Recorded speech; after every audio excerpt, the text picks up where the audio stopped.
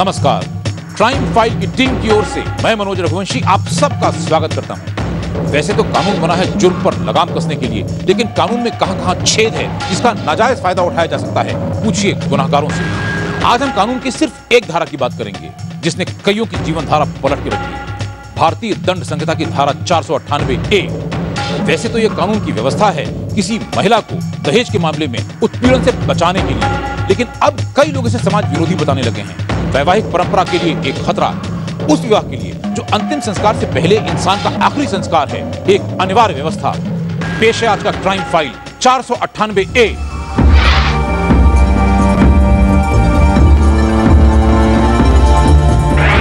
वैसे तो पति पत्नी में अक्सर झगड़ा होता रहता है, कारण कुछ भी हो सकता है, लेकिन कैसा लगे जब मामला है कुछ और, धारा लगा दी गई कुछ और। ऐसी धारा जिसमें जमानत पाना भी आसान नहीं।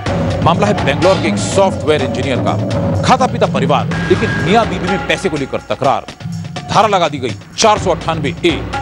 भुक्तभोगी पति का कहना है कि उसका इस मामले से कोई लेना देना नहीं है और अब कोर्ट ने भी इस बात पर मुहर लगा दी है।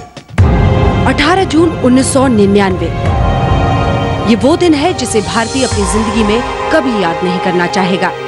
इसी दिन उसकी शादी ग्वालियर की स्वीटी से हुई थी। काफी धूमधाम से हुई थी ये शादी। भारती और स्वीटी काफी अच्छा वक्त गुजार रहे थे। दोनों ही सॉफ्टवेयर इंजीनियर्स थे और मिलकर महीने में 1.5 लाख रुपए कमाते थे। 4 फरवरी 2003 शादी के करीब 4 साल बाद इसी दिन हुआ था स्वीटी और भारती का बेटा।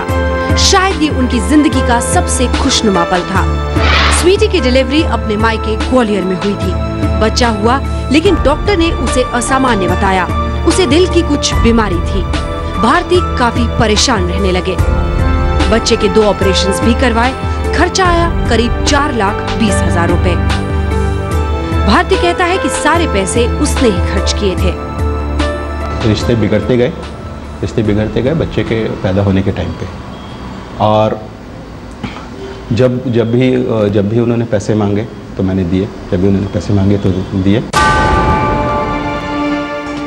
अच्छे दिन और बुरे दिन एक ही सिक्के के 2 पहलू हैं। ऐसा ही कुछ सोच रहा था केरला का रहने वाला और मुंबई में रह रहा भारती। वो खुद को दिलासा दे रहा था कि थोड़ा वक्त गुजरने के बाद सब कुछ ठीक हो जाएगा, लेकिन ऐसा था नहीं। धीरे धीरे वो भी बदलने लगे थे जिन्हें वो अपनी जिंदगी का सब कुछ मान बैठा था, यानी उसकी बीवी। 26 जून 2003 ग्वालियर से स्वीटी भारती को एक लीगल नोटिस भेजती है। इसमें बच्चे के इलाज में खर्च किए गए 4,20,000 रुपए वापस मांगे जाते हैं। कहा यह भी जाता है कि यदि पैसे नहीं दिए गए तो सिविल और क्रिमिनल मामले दर्ज करवा दिए जाएंगे। भारती पैसे देने से इनकार कर देता है। अपना मकसद पूरा न होते देख स्वीटी प्लॉट और फ्लैट पर अपना दावा जताने लगती है। धमकी दी जाती है कि अगर कब्जा नहीं दिया गया तो लगवा दी जाएगी धारा 498A। हुआ भी वही। स्वीटी भारती और उसकी बूढ़ी माँ पर लगवा देती है धारा 498A। तारीख है 3 अक्टूबर 2003। अपनी शिकायत में वो खुद के साथ मारपीट करने का इल्जाम लगाती है। वो कोर्ट में जाके रोती थी कि हमारे साथ ये हुआ, हमारे साथ ये हुआ, जो भी आप बोलना है, खाना नहीं दिया, पीना नहीं दिया, जो भी होगा। कई दिनों तक इधर उधर भागने के बाद आखिरकार भारती और उसकी मां को सेशंस कोर्ट में जमानत मिल जाती है। वो खुद पर लगे इल्जाम के खिलाफ हाई कोर्ट में याचिका दाखिल करता है, जिसमें वो संपत्ति विवाद के चलते बेवजह 498A लगाए जाने की बात कहता है। आखिरकार भारती की याचिका हाई कोर्ट स्वीकार कर लेता है और फिर आता है फैसला।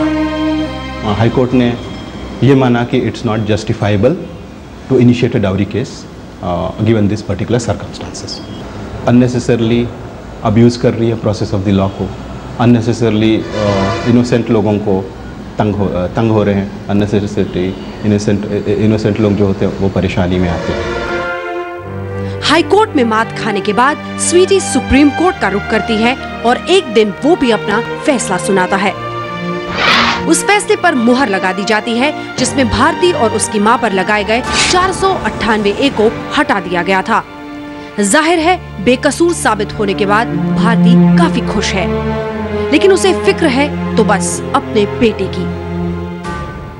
बिल्कुल सफ़र करेगा। आप दीवार पिक्चर में देखिए, मेरा बाप चोर है करके कह दिया तो उस पर क्या सरगुरी थी।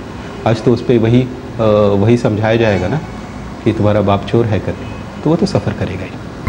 पति पत्नी के बीच संपत्ति विवाद में 498A के बेजा इस्तेमाल का ये शायद कोई पहला मामला नहीं है, मगर अदालत की सक्रियता से भारती को तो न्याय मिल गया, मगर न जाने कितने और ऐसे मामले हैं जहां गलत मामला दर्ज होने के बाद मुवक्किल कचहरी के चक्कर काटते रहते हैं।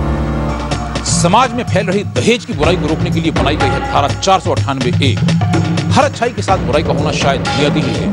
ऐसा ही कुछ इस कानून के साथ भी हुआ है। कुछ लोगों को इसका फायदा हुआ है तो कुछ इसके दुरुपयोग के शिकार बने हैं। क्या है धारा 498A और इसके विरोधी क्या बताते हैं इसमें खामियां? दरअसल उद्देश्य होना चाहिए दहेज प्रथा को रोकना, लेकिन इस कानूनी प्रावधान के दुरुपयोग से एक तरह का नया कानूनी आतंकवाद पनप सकता है। इन प्रावधानों का प्रयोग दहेज मामलों में सुरक्षा कवच की तरह हो, न कि उनके हथियार के तौर पर।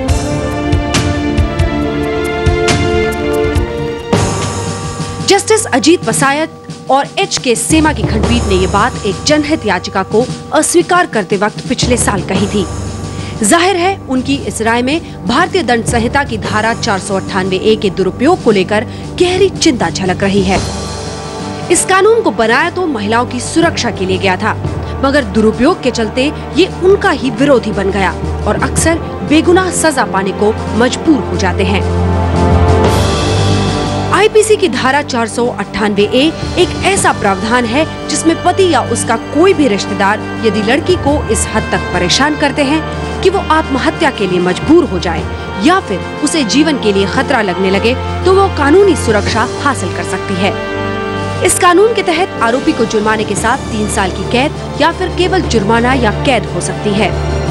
इस 498A के केस मेट्रोपॉलिटन मजिस्ट्रेट के यहाँ चलते हैं।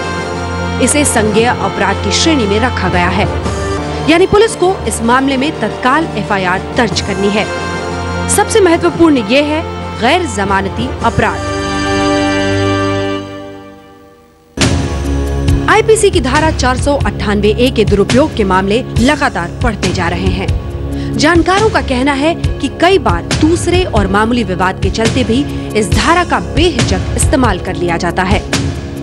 मामला कुछ दूसरा होता है और 498 का सहारा एज ए लीगल वीपन्स के रूप में लिया जाता है, जिससे कि मनी एक्सटॉर्शन किया जा सके और जो मोटिव होता है वुमेन्स का वो उसको सॉल्व कर सके। मोटिव कुछ दूसरा होता है, लेकिन 498 का सहारा लिया जाता है।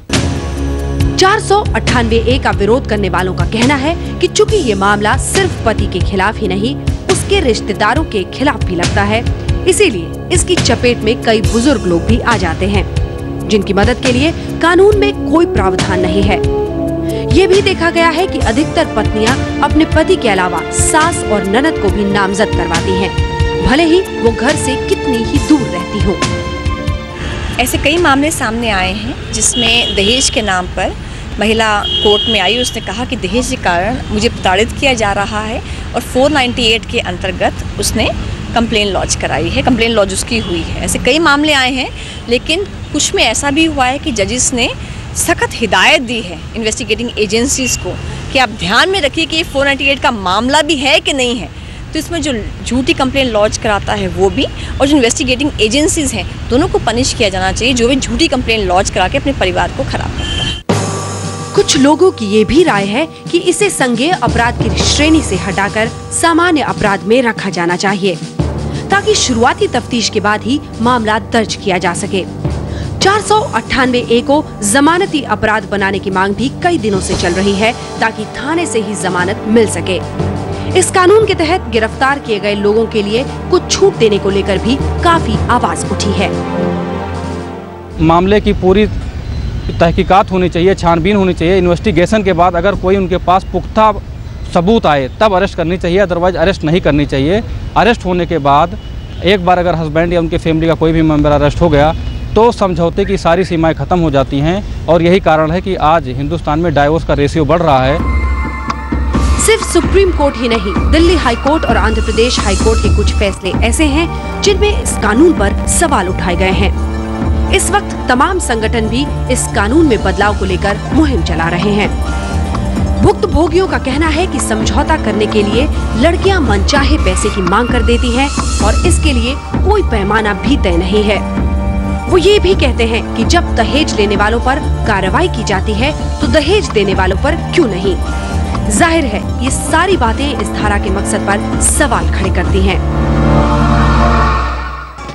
अब तक आप इस धारा के बारे में बखूबी जान चुके हैं। किस्सों की कोई कमी नहीं है।